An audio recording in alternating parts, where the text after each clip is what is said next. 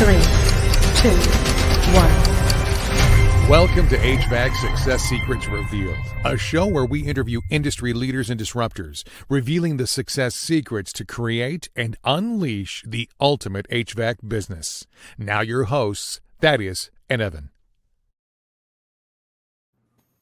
Hey, welcome back to another HVAC Success Secrets Revealed with Thaddeus and Evan, your HVAC marketing experts, where we have good conversations with good people, and any good conversation worth having is worth having drunk.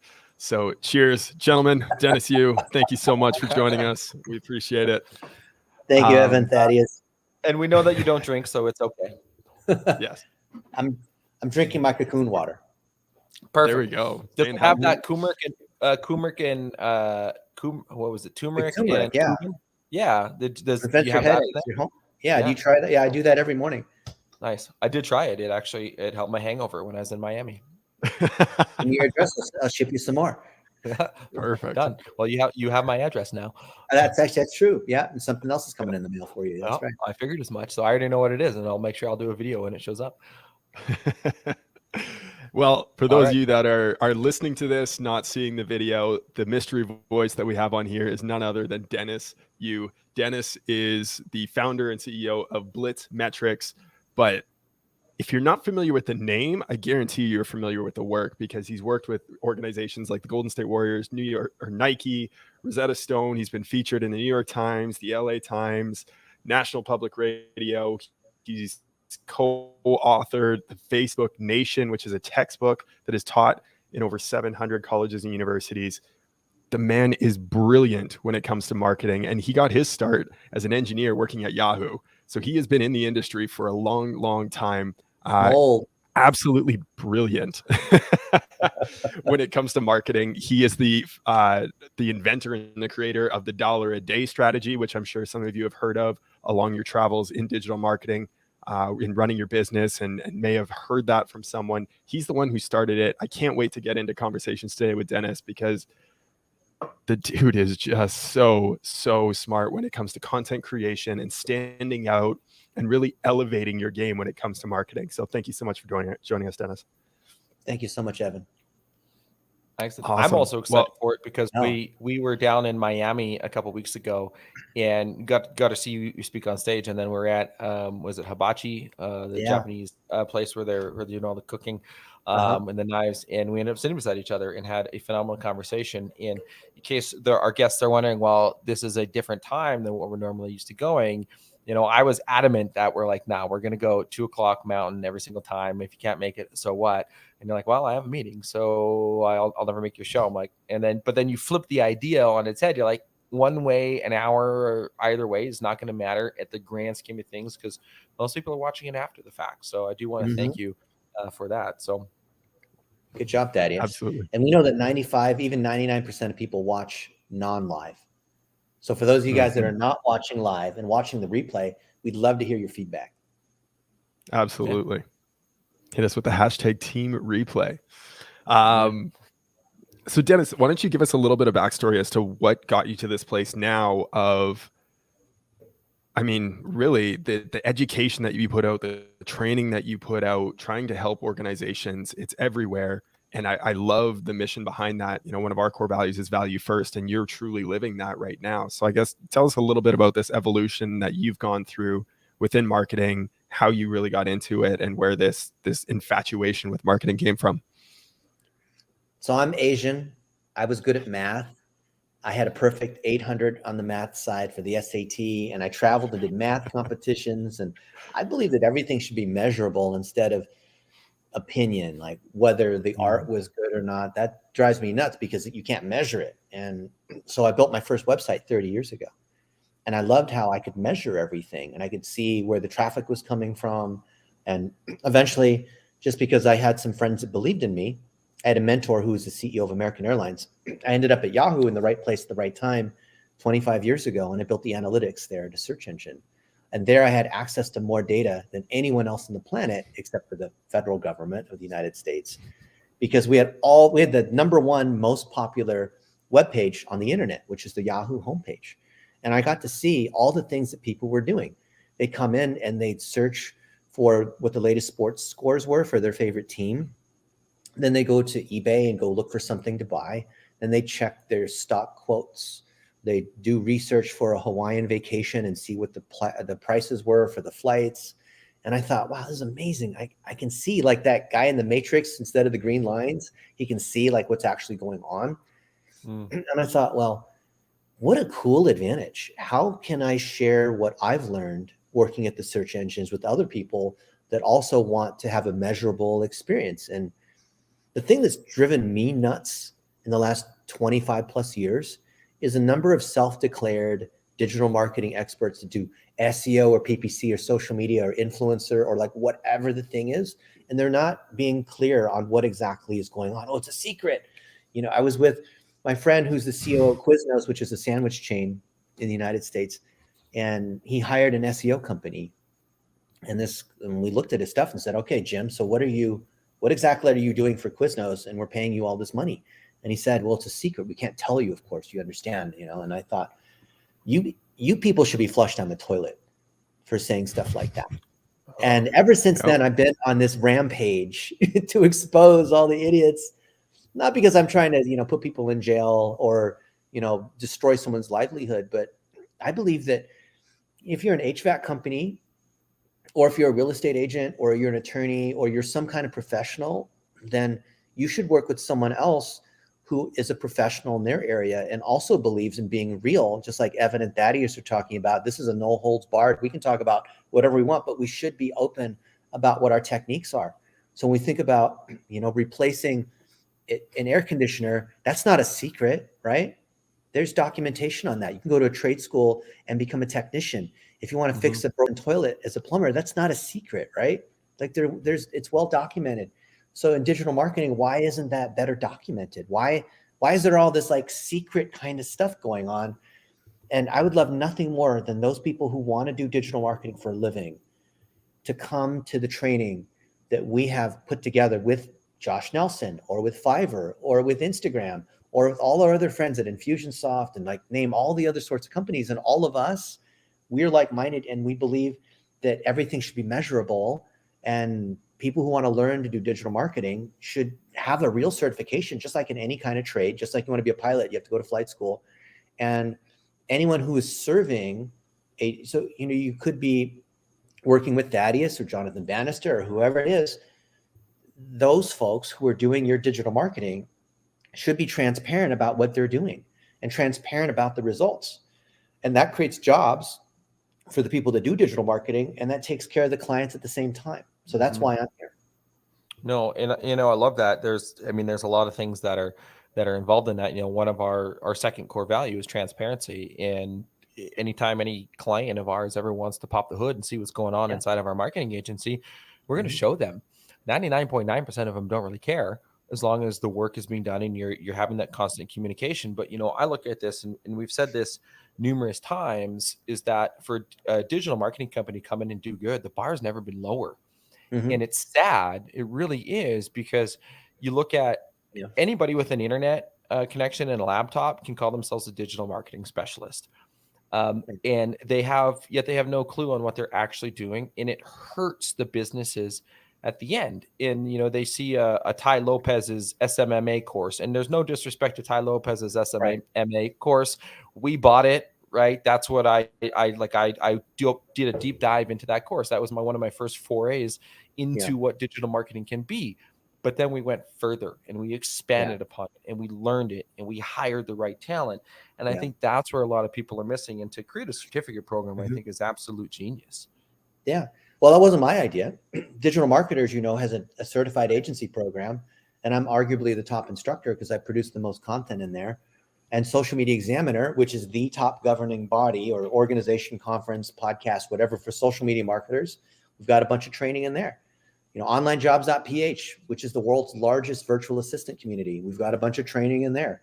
And I flew out to Utah to meet the founder a month ago and recorded all these videos showing how VAs can gain different skills in video editing and making blogs and WordPress and ads and that kind of stuff.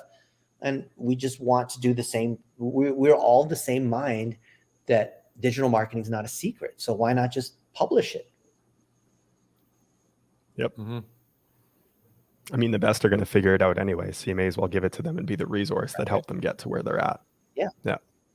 If anything, if you're an HVAC company, you could try to do it yourself and go through all this training. Like we literally have tons of these textbooks that are hundreds of pages. Good luck, right? Add a melatonin. Right. Just grab. This is our one with Jake Paul that's about to launch, the Financial Freedom Movement. And if you're an HVAC company, you could certainly watch YouTube videos and go through all that. But we know that the good clients, so you guys as an agency, you want the good clients, are the ones who say, okay, cool. They have a process. I know it's there. I can inspect it if I want, but I'm trusting these guys are following the process, and the people on their team are certified in doing those particular steps. Yes. And it's, you look at that, I had this conversation yesterday with an HVAC business owner, I want to say. I don't know, it all kind of blends together sometimes. But they were like, well, I can do this and this and this on my own. I'm like, okay, great. Are you an expert in it? Well, no. I'm like, it's probably going to take you 3 to 4 times longer than somebody that's an expert in doing it. And you can, like, do you have more time or do you have more money? Right. And this is still time won't money do it question, right? But you still won't do it right. I mean, there are the exception, and somebody might be listening. It's like, well, I do all my own marketing myself and look at my organization. Okay, cool. Yeah. You're one of the few, right? It doesn't happen very often, but so let me Tommy ask Mello you might be one of the only in the home services industry that's an expert like that. The exception, yeah, but he doesn't. Tommy, yeah, but he doesn't. But he doesn't, like, he has his own, and he team, still doesn't do it himself. Right? He doesn't do it himself. He has the general concepts of it because he understands and he thinks bigger on that, but he doesn't actually go into the trenches and do it all himself. He has the team that he's surrounded himself with that handles that. And so, looking at, I guess in terms of, all right, you're an HVAC company, you've hired a marketing company because you don't want to do it yourself.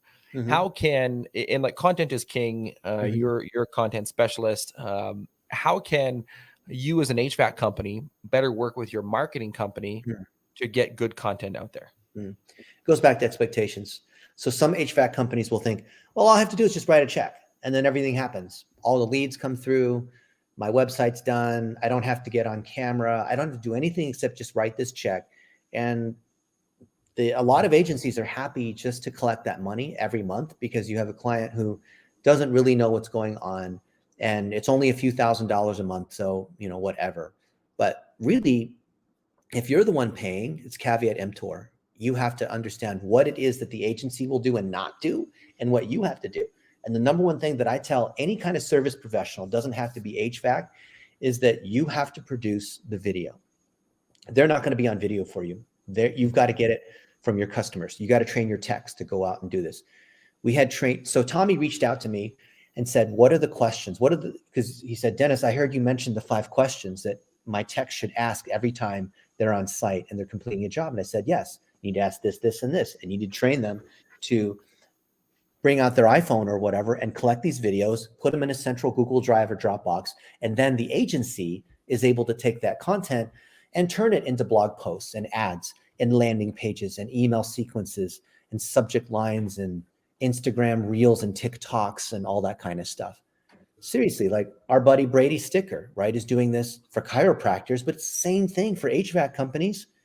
And so he'll record these little videos for each of the chiropractors, and the chiropractors doing their adjustment. And then the way the TikTok ad runs is it'll say like, attention Ottawa or whatever, attention San Diego or whatever it is. Are you suffering from back pain, or do you have this kind of condition, or are you dealing with stress or whatever it is, or do you have this issue? Then, contact us or fill in the link, and it goes straight to a lead ad form.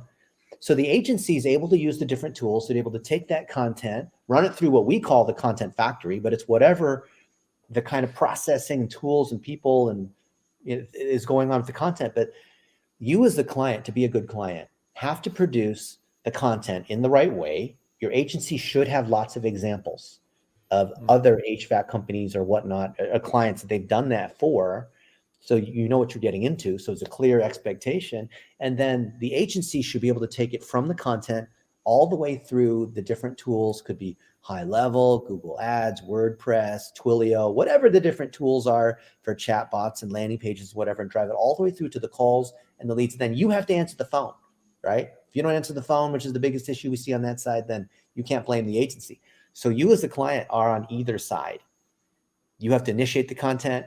You have to then respond, because the agency typically is not going to answer the phone for you. Some agencies will do that. They're not going to do community management because they don't know HVAC that well. I mean, Thaddeus and Evan are exceptions to that, but you have to have the right expectations on, you have either sides of these, and then they're doing all this stuff in the middle. You're managing to an overall ROI.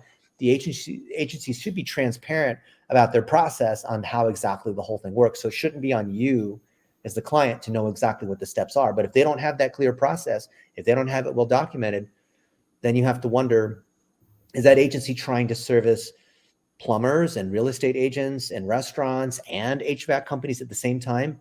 That's going to get you in some trouble. Like there's this one guy, I'll just mention him. His name is Aaron Gobitis, and he runs an agency called Go Be Rewarded. And he's in North San Diego, Vista, San Diego, so that little community. And he's trying to do massage therapists and Italian restaurants and plumbers and chiropractors. And like, those are all completely different businesses. He charged a friend of mine, Philippe Could, $12,500 and drove 0 results. Wow. For my buddy who's a massage therapist, 0 results. And he's done. And I asked him, I said, how can you, in your ethical mind, sleep at night kind of thing, how can you charge this poor guy $12,500 and then lock him into a 12-month contract where he's got to pay $2,000 a month? How can you do that knowing that you've never done marketing for a massage therapist before? Mm-hmm. And what he said he said, what I'm doing is completely legal. I'm like, yeah, I know it is. Because technically you built the website and technically you put up a couple videos, but you don't even know what a massage therapist does. Yeah, there's legal 8 different versus ethical. Yeah. So you as a client, it's up to you to make sure that this agency has done this and they specialize in, if they're doing HVAC, that they only do HVAC. Because there's a lot of nuance in HVAC. Or you guys call it HVAC. See, I don't even work in your industry. But I coach a lot of agencies and I see the same sort of issue. Is the clients get ripped off because the agency says, oh, well, we're expert at what we do and you're expert at what you do, which is another way of saying, don't look at what we do, just trust us and keep paying us because we're expert in our thing. Yep. And you see it all the time. And it's, right? Yeah. And and funny enough, when we were in Miami and we went live, Thaddeus and I, that was one of the things that we talked about was working with a generalist local agency versus working with a specialized national or international agency. If they know your niche, it's so much deeper into the content that they can go. I'd rather go really deep, really narrow, as opposed to really wide and not much depth there behind it. So look at our buddy Danny Barrera. The guy specializes in decorative concrete. Right? Yeah. So his agency only works with decorative concrete contract. Like how niche, like certainly this guy knows exactly what to do to help companies that only do decorative concrete, right? I mean, if he knows decorative concrete, how likely is he able to do some other sort of random industry, right? Like, yeah, they can't. Antique jewelry. So I was talking with a friend yesterday who runs the largest community for auction. He has a monthly auction for antique Indian jewelry. Like, there's so much stuff in there. He sold some pendant for $112,000. And there's all this, he's got 40,000 people in this community and they register for the auction every single month, westerntradingpost.com. But the kind of marketing that's necessary to get that community activated, to have enough knowledge there, is totally different than a massage therapist who is focusing just on chronic pain from workplace injury than decorative concrete. So to your point, Evan, like just you have to work within that niche, and a generalist agency is not going to know enough about your niche. No, 100%. And here's an example of it. A friend of ours, Tersh Blissett, longtime follower, 2-time guest on the show, also a host of his own podcast, lost a lot of money because he worked with an agency who was great at marketing themselves, but terrible for the HVAC industry. Because you got a salesperson who's a founder. Now I'm on a rant. Now you got me mad. I was in Denver yesterday. Go on. Salesperson as a founder. I'm curious. Yeah, I see this all the time because we have 2,000 agencies that come to us for coaching. So we kind of see behind the scenes where they're having problems, and we see where these folks struggle. I was in Denver yesterday, and a friend of mine who has you could probably figure it out because she owns the the Colorado Home of the Year from 2016. So they live in a $10 million mansion. And she has 5? She has 5 radiology facilities in Denver to do x-rays for like mammograms and other things for these women. And she was paying this agency $2,500 a month to do digital marketing. We did an audit, found out they were doing nothing. But she didn't know. I mean, she specializes in doing x-rays for women that want to see whether they have breast cancer or whatever, right? How is she supposed to know? We looked at their Google rankings and they're nowhere to be found. We looked at the review strategy. No one was collecting any reviews. We looked at the website. It was injected with a malware spam attack because they didn't update the WordPress to the latest version, like on and on and on, because the agency that they hired said that their specialty was SEO, but they didn't know anything about like women's imagery. I think it's called the women. Anyway, like there's, mammograms. Thaddeus and Evan, what do you guys know about mammograms, and how do you sell a mammogram? Do you know what a That women need them. That's the extent of it. Yes. Yeah. So you want to specialize in people that know how to sell more mammograms, right? Exactly. So let me ask you this then. What if I'm an HVAC owner, what sorts of red flags should I be looking for, or where can I gather some information on a really, really high level so that I don't have to go too deep into it, but where I should watch out for some specific things that then I can go and get a second opinion on my marketing? So first off, you want to abide by 3 rules. And these are 3 rules that I believe the client should always adhere to with no exception. One is you as a client own all the data, which is all the accounts. So we see a lot of agencies that are creating accounts, especially Facebook ad accounts that are in the client's name. What happens if you leave? What happens if you as a client leave that agency? And the agency was the one who created that inside their business manager. Oh, don't get me started on this topic. You lose it all. You lose all your data. You lose all your marketing. And this agency I told you, this Aaron Gobitis of Go Be Rewarded, he did exactly that. And I said, bro, you know better than that. You realize you're scamming the client, and they don't understand why that's such an important point. He said, oh, but you can just copy over the campaigns. We can do an export. Yes, but the value is the pixel and the custom audiences and everything else that's tied to it. The value is all the data. You're locking people in. So always, the client must have admin and must own all the different properties. They must own the website. They must own like whatever it is. They have to own that, right? Number 2 is that there has to be a single point of contact on either side. So if for the business owner, if they're small, then it's going to be probably just the owner as opposed to like their marketing person. But there needs to be a single point of contact, an account manager on the agency side. And is that account manager well trained? Do they care? Have they worked on 10 other HVAC companies? Are they referenceable? Or are they just some employee and they're following some checklist blindly, right? And 3 is the content has to be created by the client. Now you can use stock art, you can do like templates, and there's nothing wrong with having formulas saying, okay, we need 10 videos like this. We need pictures like this. We need the text doing these kinds of installs, but the content has to be on the client. And therefore, if the client is creating the content, then what is the process to collect that content, to process the content? So if the agency doesn't have a clear methodology on what they do with the content and run it through their process, and then as it turns into landing pages and ads and that kind of thing, and how they optimize and how they report on results, and not just like, here's a report that gets auto exported out of Go High Level, which is a white label tool. You guys know that, but most of the HVAC companies don't know that.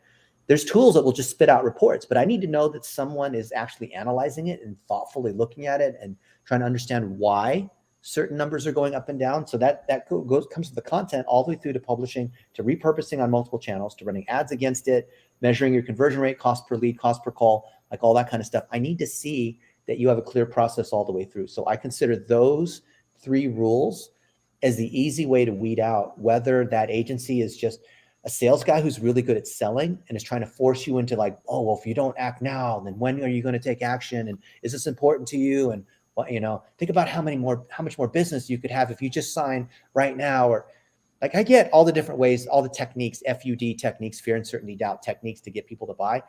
And I see lots of training by agency groups on how do you sell the client. but go beyond that and look at their process.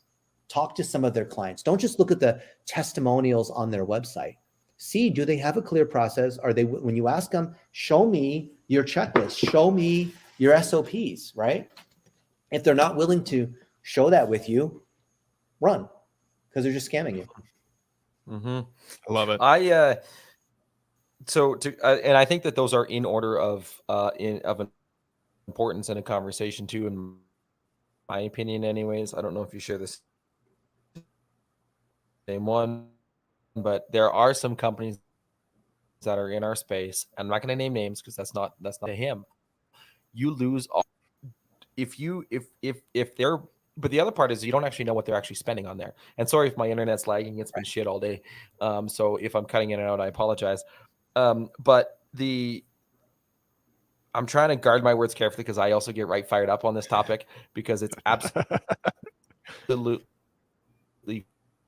fucked up that somebody will not even show you the ads reports. So if you're running their account,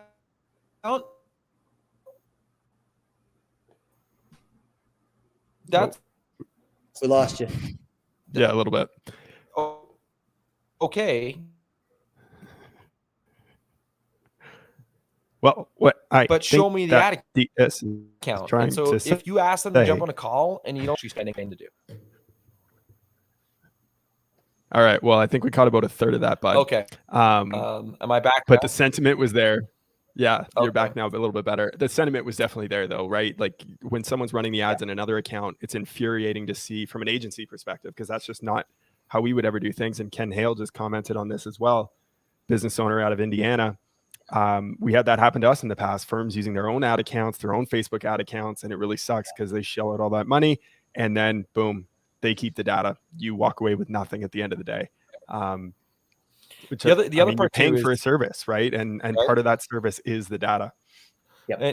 But part of that too is that if the other part is you don't like, why wouldn't you just, and TikTok is, by the way, one of the only exceptions from what I've understood about that, because in order to be able to get their top level, they have tiered ad accounts. In order to get their top level ad account, you need to be at like $8,000 to $10,000 a month in one HVAC business, at least right now where TikTok is at. I don't think you're going to need to spend that to get to where you're at. So that might be the only exception, but they should actually show you what is actually getting spent in that account at any point that you request that. That goes back to transparency. So if your ad company is doing your Google ads, your Facebook ads, and they don't give you access to what they're actually spending, that's the part that also infuriates me to no end. You want to know one thing that strikes fear in the heart of agencies? The one question for clients to ask? Ooh, yes, tell us. This is one that I hesitate to mention because if clients know about this, they're going to fire most of their agencies. And that's this.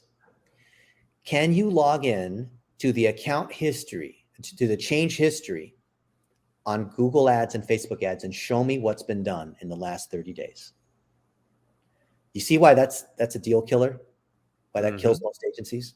Because most agencies, they put all the effort in the setup, right? It's all about convincing the client. It's all about the sales process. And yes, I get it. And agency owners that are listening to this, yes, I get it. I know how hard it is to generate leads and how you need to try to close them and all the different techniques and all the effort and building the campaigns and getting it going, especially if you offer websites as part of it. And I agree, like 90% of the effort is in building the website, is in building out the Google campaigns, is in building whatever it is. And then what happens after the first month where the campaigns are launched and then it goes into this ongoing retainer month-to-month model? What happens most of the time is that salesperson or people who built the initial accounts, built the initial Facebook ads or TikTok ads or whatever, they move on to the next setup because they got to move on to the next new customer that just came in.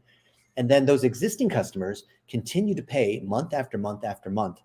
And we've come in and audited a bunch of times. And we see that what typically happens with agencies is that you go in and you look at the account history, the change history on Google and Facebook or wherever the ads are being run, and you'll see nothing was done in the last few months. We've seen it where I looked at one last week, nothing was done in the last 3 years. And there's nothing the agency could say except, oh, well, the campaigns are working really well. And we have a smart team of scientists and there's so much going on that you just wouldn't really understand, you know, all the things that we're doing. And how dare you try to audit like you think you're the expert or whatever it is. No, I just wanted to log into the change history and see what was done. Did you add some keywords? Did you change the bids? Did you put in new ads? Did you, you know, arrange the account structure? Did you put in negative keywords? Did you what did you do? Did you change the targeting? Did you update the pixel? And we see that that is the thing that kills most agencies because they're so focused on client acquisition.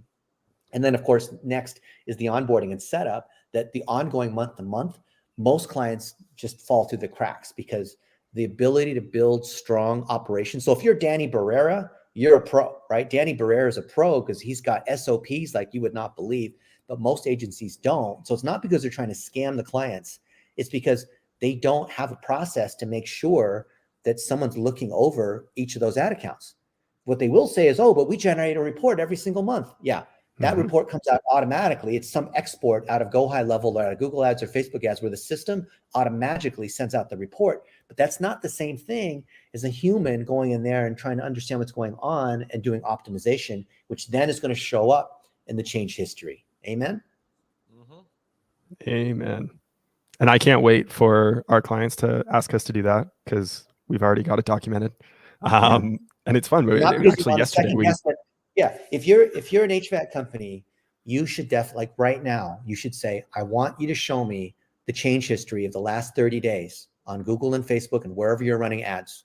And if the answer is if they don't want to do it, that's a really bad sign. If they do it, and by the way, you should have access. It goes back to rule number 1, right? What Thaddeus and I were just talking about. So you could go do it yourself. You I can even show you where to click, or you guys know where to click to see like what's happened in the account, right? And if nothing's happened, that might be okay because maybe the accounts are performing really well, but we like to always optimize, right? We always, for example, when you're running ads, you want to have at least 2 ads in any ad set or ad group. Why? Because then the algorithm can pick and figure out which one's a winner. And so you're always playing winner, stay on. You're always trying to improve. So if there's no ongoing optimization, then you have to ask, if you're the HVAC company, what is my agency doing for me? Are they just basically financing it? Maybe like, okay, so I get this, like especially web design. So you pay $20,000 over the course of a year. What is that, like $1,200 a month or something like that? So instead of charging somebody $20,000, you let them finance it by paying them, you know, where you spread out the payments. And I get like that's how a lot of companies do it. But if you're a digital marketing agency, then you need to be very clear on whether you're doing all the work up front and you're basically allowing the retainer to be financing it, or whether there's actual ongoing optimization. Correct. And you're right. I mean, building out SOPs is an absolute beast of an undertaking for any business, not just a digital marketing agency. So, and it does take a lot of work. It's a pain in the ass. Oh, it's a pain in the ass. We're basically, you know, to be again transparent, we're taking our current SOPs, we're like shredding them all up, and we're like, fuck, how can we get this even better? And we're constantly always adapting, tweaking, and optimizing what it is that we do to better be able to serve, you know, our business and our clients first and foremost, you know, on that. So, all right, since my internet connection seems to be a little bit more stable, I did lose it there. I did jump back on. Let's jump into the random question generator. This is probably one of my favorite parts of the show because it is a random question that has absolutely nothing to do with what we're talking about. And Dennis has no clue what they actually are. So, Dennis, I kept finding random questions today. I was like, "Ooh, that's a good one. Oh, this is a good one. Oh, this is a good one." I got four different options. So, do you want A, B, 3, or D? D. D. All right. How would you spend $1,000 to give the most happiness to the most number of people possible? I would invite them to Las Vegas and do some cocoon baths, which is where I like to spend my time. Because I believe the longer people live, the healthier they are, the more impact they can make on the planet. Ooh. All right. So this was going to be a question that I was going to ask anyways, but now I'm sitting upright. Not scripted. By the way. You need to share this. What is a cocoon bath and what are the benefits of it? Go. A cocoon bath is an intense oxygen treatment where you get into a bathtub for 50 minutes filled with what appears to be water, but it's just bombarding you with oxygen. And I've studied the heck out of this thing. I put thousands of hours. You saw I was with the Queen in Malaysia and these other dictator royalty people from Southeast Asia and African kinds of countries. And the body needs oxygen. It just does. We all are in a hypoxic state. You can't breathe your way there. You need to force it through the tissues. And you're going to see some Nobel Prizes that are going to come out in the next few years. The 3 people won a Nobel Prize last year for being hypoxia researchers and the impact of oxygen on the body. There's so much happening in alternative medicine that are beyond pills and surgery. Like over here, you have pills and surgery where people are about to die, car accidents, that kind of thing. And that's still good. But there's the whole spectrum of health, of being healthier. And I'd love to see people that are not dealing with a chronic illness, but are successful entrepreneurs, be able to just maximize their health, like health, biohacking and other sorts of things that people do to become healthier. And I think us as entrepreneurs that are growing our businesses and are helping our clients, it's almost a selfish but necessary thing for us to be at our top level of health and mental fitness so we can make the maximum impact on our community. Truer words have never been spoken. You also have my address. I'll take a ticket to Vegas. Vegas. Here's my invite. So anyone watching, come to Vegas. If you come to Vegas and coordinate with me, like hit me up on LinkedIn or email me or whatnot, I'll personally show you what goes on in these baths, and you'll see why. The water does the talking. You'll do a bath, come out of it, and then I'm going to ask you, so how do you feel? What did you experience? There you go. Well, good time to shamelessly plug our guest, because you did say hit me up on his promos. I love when things aren't scripted, yet they sound like you guys planned. It's like, no, we didn't. Dennis, we'll put these in the show notes after too, by the way. Dennis at blitzmetrics.com. He mentioned LinkedIn, linkedin.com. Yeah, I don't think you need the /IN. You can just go /DennisU. He said Facebook, facebook.com/DennisU, although he doesn't really have many room for friends on there. So you can reach him at his profile or his fan page, facebook.com/getfound. And of course, he also has 2 different websites, blitzmetrics.com. That's Blitz with a Z, blitzmetrics.com, or dennis-u.com is where you can find him. So, well, on the topic of health, I'm curious, have you done cryotherapy? Cryotherapy is great. I think it's awesome. I love combining super hot and super cold too. Love that too. Yeah. Yeah. So like 2 days ago, I did the sauna. Cold shower. Yeah. The ice bath and the sauna and the pool. I think it's fantastic. I was a couple of years ago at the northernmost point of land in the world. It's called Svalbard. And just past Svalbard is the North Pole, which isn't actually land. It's just like floating glaciers. But that place is super cold. They have polar bears and all kinds of dangerous things, glaciers. So like all of Canada. But even more north. Crazy. That's amazing. And it's funny, even you talk about oxygen, and like I love doing Wim Hof breathing and things like that. Oh yeah. The cold baths, the ice baths, all of that. All that. Fantastic. But I can't wait. Next time I'm in Vegas, I'm definitely finding this place and we're going for a bath. I'm going for a bath with Dennis Yu. Right? Yeah. There you go. And then we can go to Brazilian barbecue, except for Evan doesn't eat meat. So I'll salad bars though. I'll join you at the Brazilian barbecue, because Dennis, you and I will eat all the meat and Evan can have all the vegetables. We call those meetings. Yeah. Pun intended. All right. But so getting back on track, I do want to get into, there's a couple of things that I want to chat about, but we did mention the $1-a-day strategy early on. We've kind of surfaced on it and touched on it. And somebody is probably hearing, well, okay, $1-a-day strategy, it's like $1.29 per day strategy in Canada. Inflation. Just because of conversion rate. So what is the $1-a-day strategy? It's very simple. It's testing, and it's a way to let the data tell us what's working with the algorithm doing the optimization for us. How often have you seen where somebody has a complex campaign? They have 10 different kinds of landing pages and 10 different ads and 100 different kinds of videos. How do you know what's going to win? How do you know what is the winner? You might think you know what the winner is, but I found every time that I'm wrong, even though I've spent $1 billion using this strategy, spending money for Quiznos and Rosetta Stone and companies like that.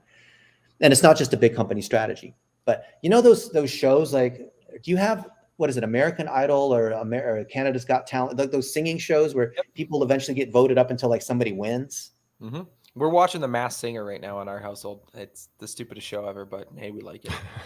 But you like the idea of a contest where initially there's a lot of people that enter and eventually there's only a few people at the very top. Yeah. March Madness, same thing, basketball, like whatever, right? There's the Super Bowl or whatever, right? Eventually there's a winner at the top. The dollar a day strategy is you're allowing all your different ads, even something you just randomly thought of that you thought might suck, but those often end up being the ones that win for whatever reason. Lowest cost per lead, lowest cost per whatever, right? Cost per call. And dollar a day is, let's just put a little bit of money against a bunch of these and then figure out what's a winner. And then the winner will go ahead and put $100 a day or $1,000 a day. In some cases, we spent $1 million a day on a particular ad for some big companies. And that's all it is. There's nothing magical. It works on Facebook and Twitter and LinkedIn and TikTok and Instagram and Pinterest and Snapchat. It works on every single network where you are optimizing towards some kind of conversion event.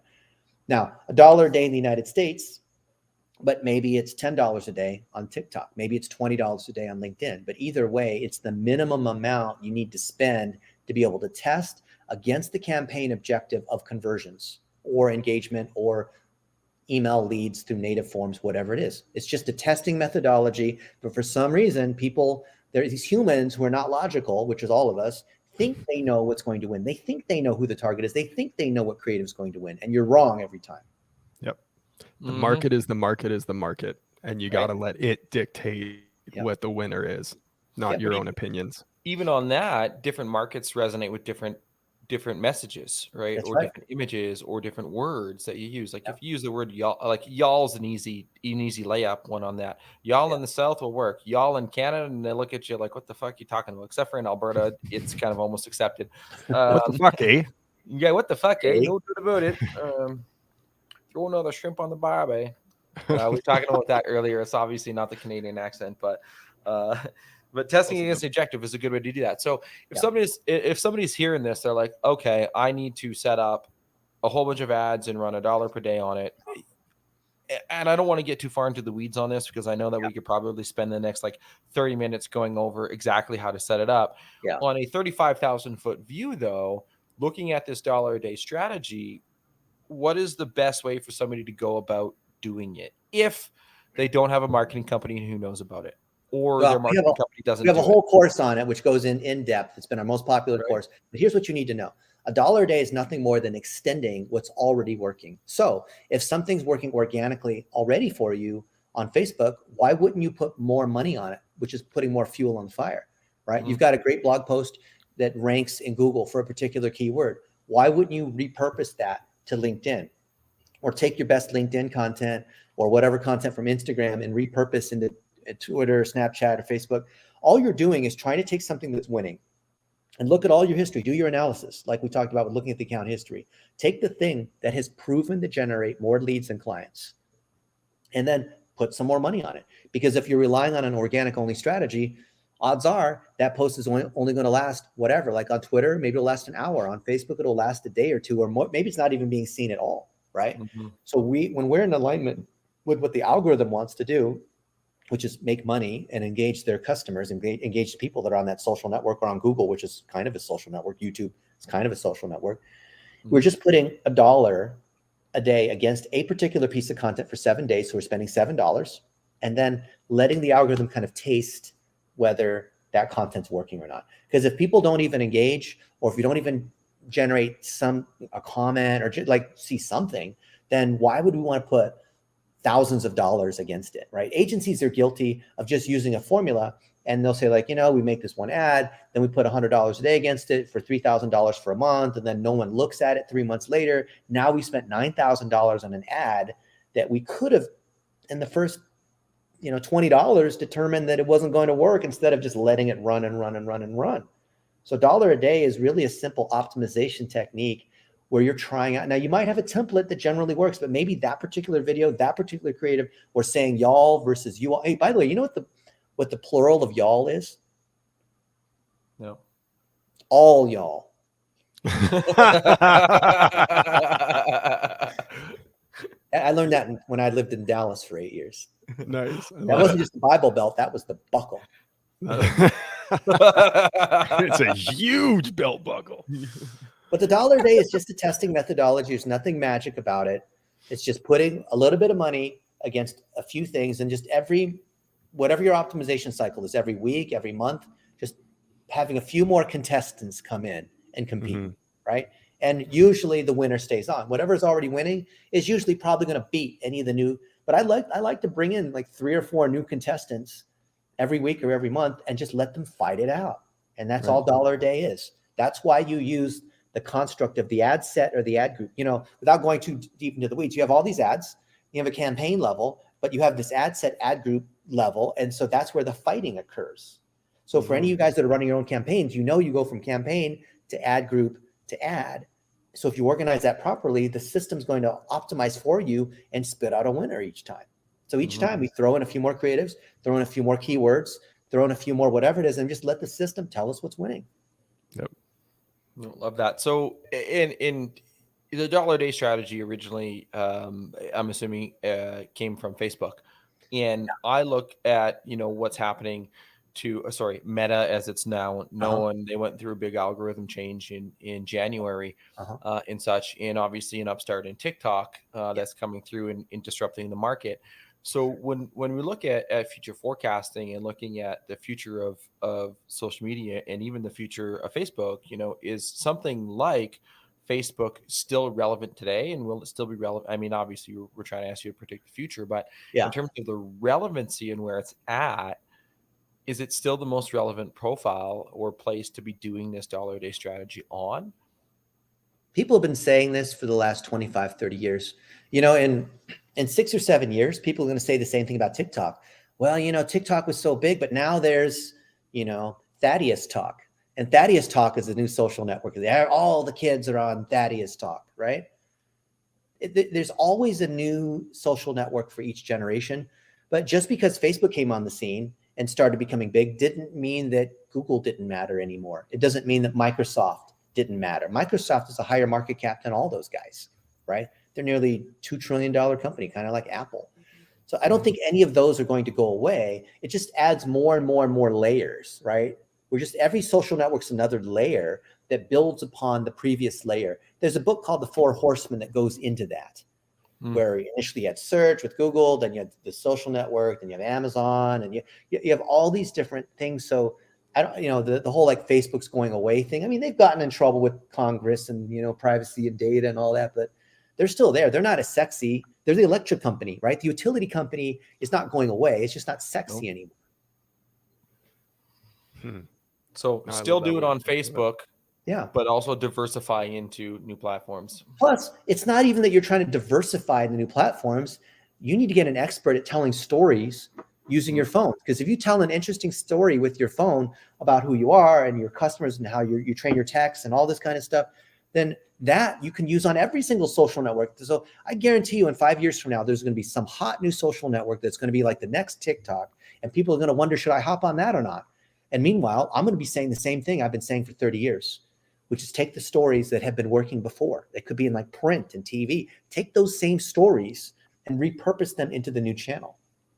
People, well, for example, people today have hemorrhoids. They've always had hemorrhoids. Do you think that they're going to need to change the whole value proposition of why you need preparation H for your hemorrhoids? I'm just making that. I don't have hemorrhoids, but I was just saying that, you know, it's like put an asterisk that people don't clip that thing and take it out of context. I was going to say, let's just clip that. That's going to be the start of the clip is like when you have hemorrhoids, and then we're going to like auto dub it hemorrhoids. And Dennis was talking about hemorrhoids.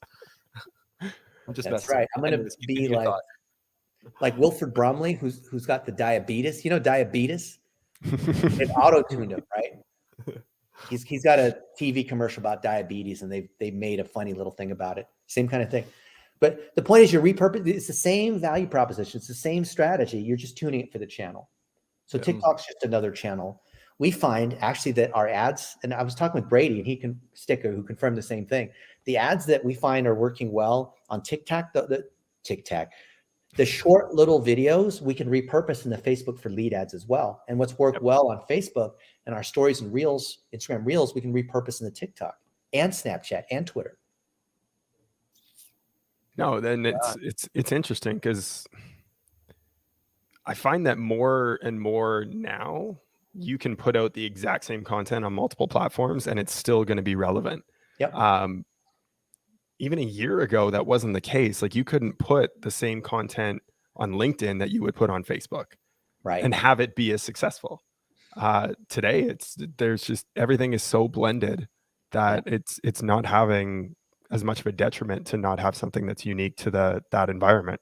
Exactly. Because the attention span for younger and younger audiences has gone down so much. There's only so many differentials you can do between these networks. They all kind of end up being converging in the same way because there's only so many ways you can engage with something that lasts a few seconds. And there's only so many different ways to produce content that lasts a few seconds.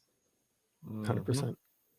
Well, I'm curious then what your opinion is, because I mean, let's face it, we're in an industry that's driven massively by weather. Yeah. And when there's extremes in weather, business goes up, phone calls go up.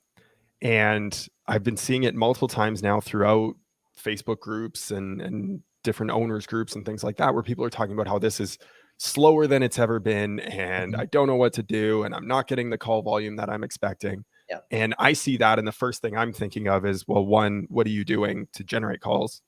Yeah. First Building off, relationships, getting referrals. Look, when the market's down or when there's bad weather or there's COVID or whatever, that's an opportunity to get ahead of your competitors. Yes. If you can invest in building those relationships, what a great time to be able to collect more feedback from your best customers, or to be able to, maybe the limit is text. In certain cities, you got to get more texts. So like Tommy Mello does, right? There's always an opportunity. Always. Can I tell you one quick joke? Yeah. So there's once, Evan was walking on the beach and he found a lamp and he rubbed the lamp and out popped the genie. And the genie said to Evan, "I'm not an ordinary genie. I'm going to give you your 3 wishes, but whatever you wish for, your ex-wife's going to get double." Like, So the first thing, and I've got my batteries at 2%, so I got to tell this joke quickly or plug back in. So the first wish, hey, Evan, I'm the genie. What's your wish? He says, "I want $10 million. Poof, $10 million right there. And then poof, $20 million to the ex-wife at the same time. Right. And Evan's like, okay. Second wish.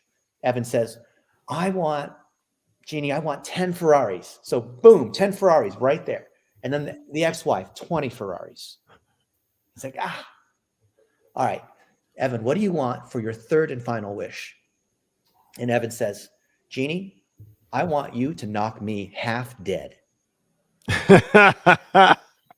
And so when I see that there's weather or the markets are slow or the cost of traffic goes up or whatever kind of challenge there is in the business environment, I rejoice because that's knocking out the competitors. I want the genie to knock me half dead. I love it. Well, you look at, and I've chatted about this numerous times. Like the province that I'm in, I started a print. Hey, my laptop's about to die. Do you want me to plug in to get more power? Yes, please. All right, I'm going to be right back. I'll continue my segue. And so I look at this as a phenomenon. Like there's booms and busts in economies, right? And obviously we're talking about weather, but we're also talking about cyclical instances in business where you have booms and busts, right? In economies. And I started a print business in 2014, right at the midst of what was the start of a recession in Alberta, right? And the other part is the newly elected NDP government, which is a left-leaning government. By the way, I'm not getting into political side of things here by any stretch of the imagination, but a lot of people who are, the right-leaning, they're all like, well, you need that to grow your business. It needs to be, a boom economy. But when a person spends money in a down economy or a recession or a bust, however you want to call it, or in other tendencies that may adversely affect your business. And by the way, there's been studies done on this. Look back from World War II onwards is when they really started to do a deep dive in the analytics on these sorts of things. The companies that had maintained their spend in terms of their marketing budgets have came out ahead of all the other companies who reduced or stopped their marketing budgets. Why? Because you're still top of mind awareness. TOMA is what we call that. And when you can continue to spend money in marketing, even though and I had this conversation earlier with somebody today too, with the slow time. He's like, maybe I should have pulled back my dollars. I'm like, no, that's the wrong thinking. on this, because even though you might not get the exact ROI that you want at this present moment in time, you're still going to get your ROI back when everything picks back up. I look specifically in, I think we lost Dennis, so hopefully he can get the StreamYard back in for the battery pack and get that enabled. Obviously 2% wasn't enough for him. Yeah, just didn't stick it in fast enough. Goes back to your innuendo that you said earlier about wide and deep versus wide and not deep versus deep and narrow. Anyways, now over the last month, if you're an HVAC business and you're like, well, fuck, it's been slow. I've still been spending the same amount of money. I still haven't been having the same amount of revenues come in. And look, there's always exceptions, to that. And somebody said, well, look at next gen posting like all these massive growth things into that. Well, there's also a lot of other factors that go into that: customer base, referrals, adding in a new division, sending those out to the other division that you already had in play, right? And so there's all those. I mean, I'm sure he spends tons of money on marketing too. So not to take anything away from that, you can kind of create your own luck by leveraging your existing information in structure and network that you have, right? Dennis said referrals, right? I mean, have you thought about right now during this time to say, why don't I launch a referral campaign? Right. We had a call with one of our clients yesterday. They had an AC tune-up campaign that they wanted to run out. Launch an AC tune-up campaign. How creative are you thinking to utilize your existing database, your existing infrastructure? Because that stuff doesn't cost you more money. You can continue doing your marketing that you're doing right now and leverage those rehash programs in place to kind of take advantage of that and bridge that gap. Well, and I think Warren Buffett said it best, be greedy when others are fearful and be fearful when others are greedy. When times are slow, that's the time to dive in and double down on your marketing. But the other part of it as well is when we look at what a lot of companies rely on, it's demand fulfillment type marketing, SEO, Google ads. You're waiting on a customer to have a need and to call you. Don't get me wrong, you need to be doing that because those are layups. Those are your easy buckets. Okay. But what are you doing to create demand? And that's where things like TV, things like social media networks, paying the $1 a day strategy, getting creative with content, getting creative with email marketing, with text message marketing. Now you're creating demand when there wasn't demand. And at any given time, and this is from The Ultimate Sales Machine, which I absolutely love Chet Holmes' book, The Ultimate Sales Machine, but he talks about how only 3% of the market is in need of your service right now. 7% are in need of it, and they're not actively looking for it. 30% have no idea that they're in need of your services, but they're open to it. And then 30% have no idea and they're not open to it. And the other 30% is just kind of wishy-washy sitting in the middle. So you're missing out on the biggest portion of the market that is a buyer by not trying to create demand. So well, that's my 2 cents on it. And you're 100% right. It's another way to look at demand fulfillment versus demand generation. So there he is. He's back. So I'm back. He's back. So the way you look at demand fulfillment versus demand generation is, okay, well, what are your different marketing platforms that are demand fulfillment? That's something like PPC or Google Ads. Demand generation is going back to your existing database, leveraging that. Facebook ads, TikTok ads, because you're introducing a problem. So you think about, and I know I talk extensively about problem solution, and that's really what it boils down to is if your client knows they have a problem, they're actively searching out a solution. Where are they going to go? You need to capture that 3% of the market that you mentioned earlier because they're hot. They want to buy your shit because they have a problem. They need that solution. You just need to be there to be the solution provider. And then you mentioned the 7%, right? So, I mean, there's still 90% of the market left.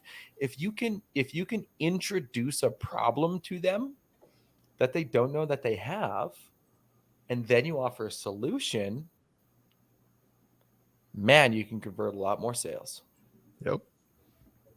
100%. Well, now that we got Dennis back, we can wrap the show up properly.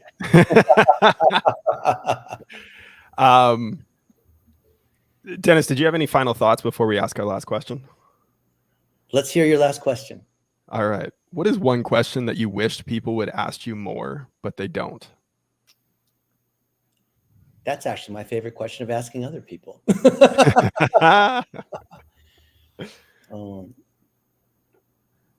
How do you find the right mentor?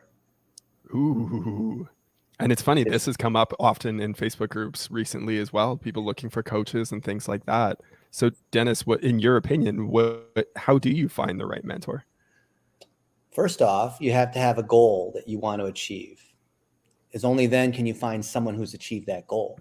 So if you want to build a 7-figure agency, then you might look at someone like Josh Nelson, who started this 7-figure agency group because he runs a 7-figure agency. So he's qualified to talk about how to build a 7-figure agency.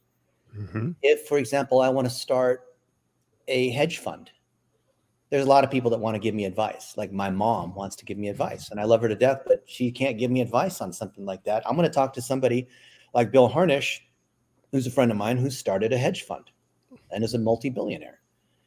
I always want to get mentorship from someone who has achieved the thing that I want to do and where their income is not from me paying some kind of fee or whatever. I think it's okay to charge for mentorship. I think it's okay to pay for access and mentorship. But whoever you're getting mentoring from, their primary source of income better not be coaching, because I think that's a red flag. Well, let me ask you then, what's the difference between a mentor and a coach in your opinion? A coach is a more formalized way of working with somebody else. So you might, let's say you're a real estate agent, you might work with Tom Ferry because he's the #1 coach for real estate agents. He's got a whole team of coaches at all sorts of different levels. And so that's a paid program. But I had Al Casey, for example, as a mentor, and he was the CEO of American Airlines. I never paid him a dime. But because of him, I was able to meet presidents of the United States, have dinner with Margaret Thatcher and Colin Powell, and I got to have lunch with the CEO of Allstate Insurance, and he helped me deal with the claim where if my best friend totaled the car and I didn't know what to do, and he picked up the phone and called up Dick Hayen, who was the chairman at Allstate. So he was a mentor. He did so many things because he cared for me. And he told me, I remember at one point at the beginning of our relationship, he said, "Dennis, you have such a good smile. You could sell toothpaste for the toothpaste company." And that just made me feel so warm inside. And I think he kind of adopted me in a way as like a grandchild. Mm-hmm. And I find myself now, 30 plus years later, kind of like, obviously I'm not as successful as this guy ever was, but I adopt a lot of young adults and I love seeing them grow. I'm like the vicarious soccer mom or the hardcore gymnastics coach, or like, I want my kid to win, you know? Yeah. And I think a mentor needs to have that sort of view where they, not to say like these other people are your children and you get mad at the coach saying my kid needs to get more playing time and why is he on the bench? But I think a mentor, and you can have many mentors, but a mentor needs to be someone who cares for you and like truly cares, not just because you're paying for some like $50K coaching program or whatever, but they truly care for you as an individual, and you talk outside of normal business hours and you develop a real friendship, and they also have achieved the thing that you want to achieve. I think both of those have to be true. I see a lot of people where there are folks who definitely have achieved something that we want to see, like, you know, Ed Milet, who's one of my clients. He's got Arite and other sorts of high-level, high-ticket coaching programs. But does Ed Milet personally care about my success? Can I pick up the phone and text him? Maybe, maybe not, right? Coaching programs are more structured. I'm not saying one is better than the other. I think that everyone should have multiple mentors because you have multiple goals you want to achieve, and then be a part of different groups like Josh Nelson's 7-figure agency thing. You know, Josh is special because he's both kind of a mentor and a coach. And I do that for him as well. So it's nice and it's symbiotic. And it's great when you have, for example, a business partner or maybe an investor in your company that does care for you, so they can be a mentor and a coach, but you could be one or the other or both or neither. Mm-hmm. Mm. And No, I love Ed Milet. I follow his Instagram. He's one of the few people, like, I try to guard my Instagram because that's like my place where I go where I don't actually see business stuff. And like Facebook for me is so businessized that I go to that. But he's one of the people that I follow the most in like his stories because, well, I mean, him and that the guy with the Andy Frisella? He's the guy that is always golfing with him, and he takes over and he says stupid shit all the time. Richard Cabreza or whatever it is. I like when he's on because it's just funny shit, right? They're 50-year-olds having a good time. Like, you know, my buddy is that when we're 30-year-olds, right? They just happen to be multimillionaires. But you know, you go back to Josh Nelson and and I know we've mentioned his name a few times, and we're part of the 7-figure agency coaching program because that's really for us as our business, how we're going to get to the next level for our clients. And it's, okay, you know what, a benefit of that is us getting to the next level, but it really matters at the end of the day for our clients to be able to give them the success that they need. Yeah. But it also brings up something that we've touched on, but we haven't actually said it. And it's really the abundancy mindset that somebody needs to have. And I think anybody watching this who's made it to the hour and 6-minute mark is that no matter what, if you have a coach or no matter what, if you have a mentor, you need to have an abundancy mindset. And your coach and or mentor has to have that same mindset, that even if they're in the same vertical as you. So if you're an HVAC business and you find a mentor in your HVAC business that's even in your same city, they should be able to help you out because there's more than enough business for everybody to go around and everybody to have success with that. And so that's also, I think, a key distinguishing factor from me is having that part of it in your coach and mentor. Well, and Travis Smith is like that. He's, owner of Sky Heating, electrical, plumbing, like they do it all up in Portland, Oregon.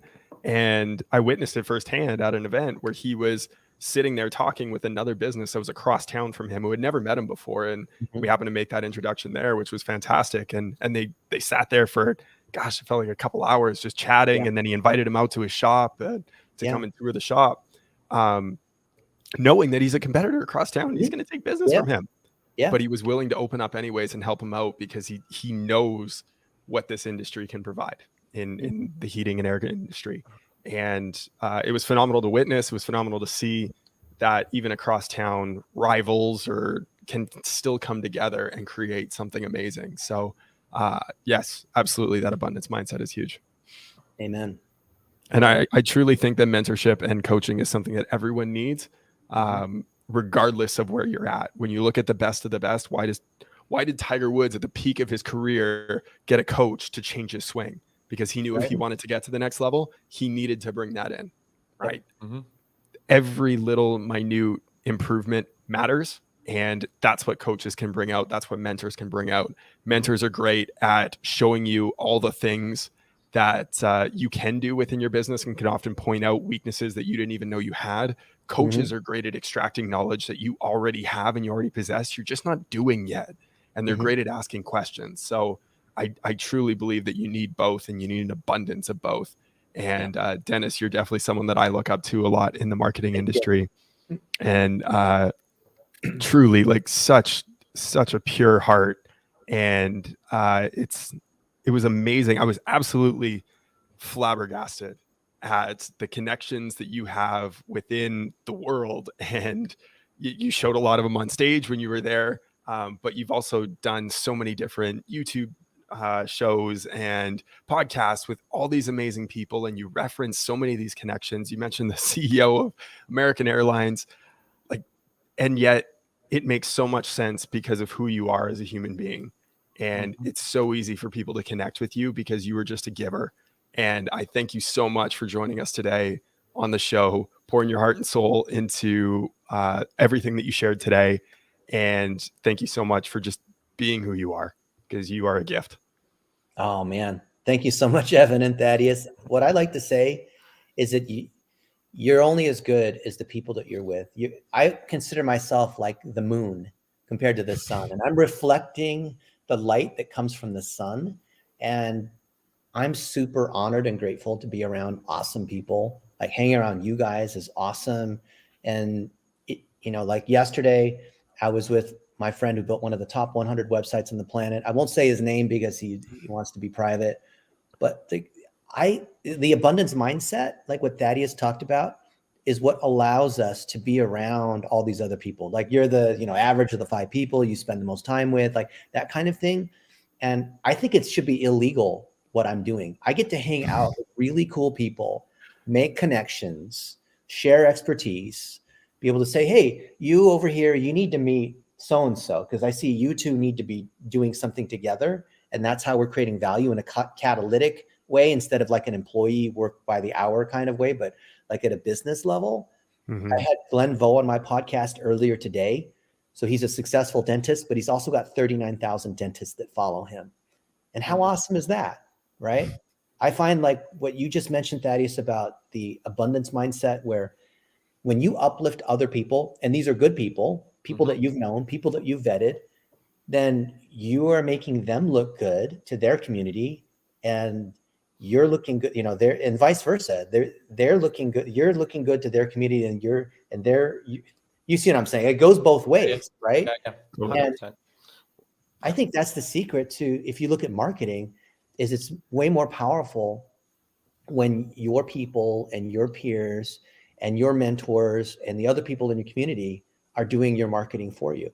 Because otherwise it's douchey if you're talking about yourself. The whole, like, you're my garage, Ty Lopez, whatever, right? Where he's talking about himself. I want to hear about the successes. Right? The reason why I think Josh Nelson is so awesome is not just he's a pure heart and he wants to give, and he's got a great framework, and all those things are true, but it's because of the successes of the other people in that community, right? Which is why we got together in Miami. I mean, it's awesome meeting Josh in Miami, but we were there in Miami a couple of weeks ago because of all the other people that were there. Totally. And so what you guys are doing with the podcast is extending upon that. Kudos to you guys. Mm-hmm.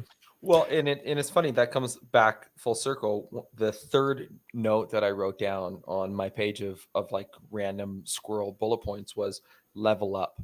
Yeah. And that, like, when you level up, and this was specifically going back to your digital marketing certificate and bringing up the digital marketing industry, but that concept goes everywhere. When you think about how can you level up those that are around you, how can you level up your competition? Mm-hmm. And I want to repeat that sentence. How can you level up your competition? Yeah. Because when you can level up your competition, guess what that does for your industry as a whole? Mm-hmm. Boom. You raise the ceiling. Mm-hmm. And when you can raise that ceiling and you can set that bar at a new level, man, that industry that you were a part of, whether, we're obviously talking to HVAC owners, we're talking to digital marketing experts, and any other person that watches our podcast. I mean, I've had band camp instructors reach out and say, your podcast is amazing. We've retained more people just by the tenets of your show. So it doesn't matter your industry. When you level up everybody else around you, level up your competition, your industry gets stronger. And when your industry gets stronger, man, the potential is unlimited. Amen. Yeah. And sorry, I got to point this out, but Dennis, you mentioned douchey, and someone just popped into the thread here. Oh, Jonathan. I'm just kidding, John. We love you. Well, maybe. So much for the love, dude. I had to. Also, you'll have to listen to the whole thing. Yeah. Also, I found it very appropriate that you mentioned that you're kind of like the moon and just reflecting, because the lights in your studio are just reflecting off the receding hairline there. So that's. Sorry, it was John again. He brought out that part of me. So I'm gonna wear a wig next time. Where do I have it? I can send you. We'll send you a hat. We'll send you a hat. Yeah, there we go. We'll send you an HVAC revealed hat. There you go. I look good in pink. There you go. Real men look good in pink. Dennis, thank you again so much for joining us. This has been an absolute treat. You are a gift, and thank you so much. All jokes aside, such a treat to have you on the show. So thank you. Awesome. Until next time. Thank you, Evan. Thank you, Thaddeus. Can't wait to repurpose this content, and good to see you there, Jonathan. Thanks for watching another episode of HVAC Success Secrets Revealed. Before you go, two quick things. First off, join our Facebook group, facebook.com/groups/HVAC Revealed. The other thing, if you took one tiny bit of information out of the show, no matter how big, no matter how small, all we ask is for you to introduce this show to one person in your contacts list. That's it. That's all. One person. So they too can unleash the ultimate HVAC business. Until next time.